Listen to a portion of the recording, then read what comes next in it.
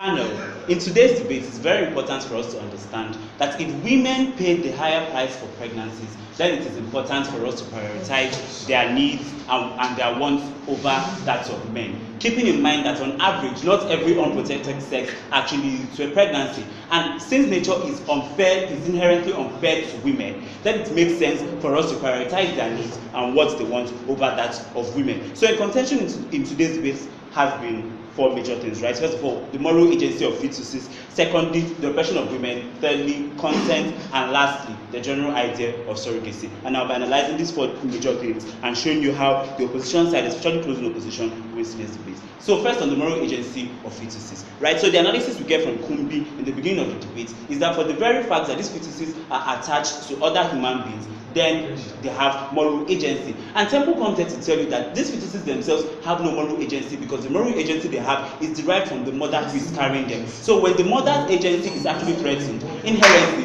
the woman is allowed to do anything to self-action, to like take her own moral agency or her own self-actualization dreams to whatever extent that she wants to take it to at the end of the day. And if, let's even agree with the idea, right, that things that are unborn, fetuses that are unborn are moral agents in their own. Temple gave you like this very funny analogy of where, since principally we believe that non-human beings really are human beings, then the materials that make up these non-human beings should also by principle be ascribed the same moral agency. So should the state now legislate masturbation to be a sin because sperm is part of the process of making these non-human fetuses at the end of the day? They also tell you about the issue of consensual sex. And we agree that yes, when sex happens, usually in the scenario they created, and we completely agree with that, that this sex can be consensual. But the issue here is not sex. The issue here is the outcome and result of that sex. And if they tell us that implicitly that if you do something bad, then it is okay for you to have those the consequences that come with that bad action, then their government is not one that recognizes the realities of the world. And we've also explained to you from the beginning about how it's very important that since women get the brunt of what nature and pregnancy brings to them, how we should prioritize them over men, even if the sex is consensual, because at the end of the day, the consequences and the burdens of the consequences of that particular sexual act weigh heavier on them than men at the end of the day. So from Kumbin's speech, we also get the idea, right, that monetary incentive is good for these women. That at the end of the day, if these women are given these monetary incentives, then they are somehow compensated for whatever, for the brunt of carrying the pregnancy for 9 months. But the very idea of surrogacy is one which commercializes human life. And by principle, if we should continue following that idea about giving money for having a child, then we should also justify slavery.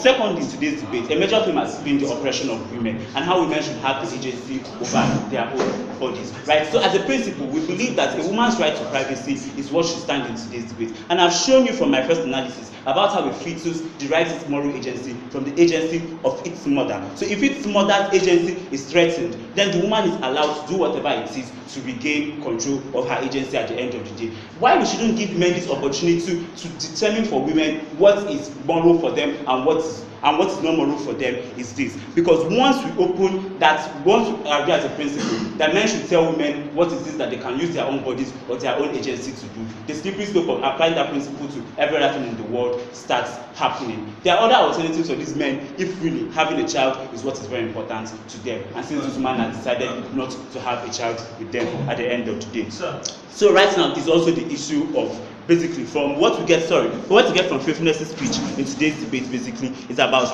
bodily autonomy, how these fetuses themselves also have bodily autonomy. And I've told you already in today's debate that they have no bodily autonomy, that the only autonomy and agency to derive from is from that of their mothers. So if they derive their bodily autonomy from that of their mothers, there's no need for us to even consider them as people who have independent autonomy at the end of the day, when the life of what we basically call like the mother or the womb is threatened or has decided not to have them for reasons best known to that mother. So we get from closing governments this, right, that the 50-50 nature of having sex is what we should consider in today's debate. And because of this, that men somehow have a stake. And we've told you that this the center of this debate is not the issue of consensual sex. It's about the outcome of having sex. And whereas the outcome has affected these women disproportionately, then we should prioritize whatever these women want as a result of the outcome over that of the men. And Basically, that is only commonsensical. And they also try to say that women have abortions for trivial issues. But really, that doesn't make sense in today's debate because, as you explained to you, abortion is not an easy decision for most women and even most men on average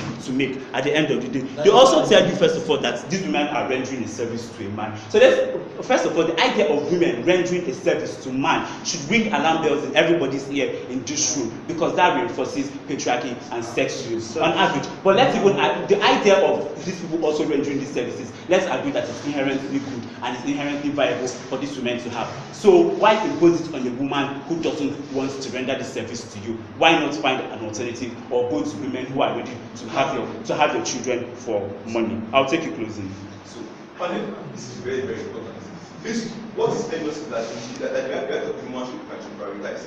Why principally should the man's sacrifices cover this because of the after you go to you not agree that well, it's very important that the man's core values are only going to be prioritized if the man carries the pregnancy for 4.5 months. As I explained earlier, the act of consensual sex is one that we consider in today's debate. That is of no issue. The sex could be consensual, but whereas the consequences weigh heavily on the woman more than the man. This is why we should prioritize the woman over the man in today's debate. So what have we told you from side closing opposition in today's debate? We've told you about the general idea of abortion against surrogacy. Whereas in an abortion, the woman doesn't even want to have the experience of the pregnancy. In a surrogacy, we force her to have this experience against her own will and still give out her child at the end of the day. And we see how these men lose on these two fronts. We've also told you about the issue of why this woman having privacy to her own body is important, because as a principle, if you allow men to dictate for a woman what the moral agency of her own body is, why this principle is harmful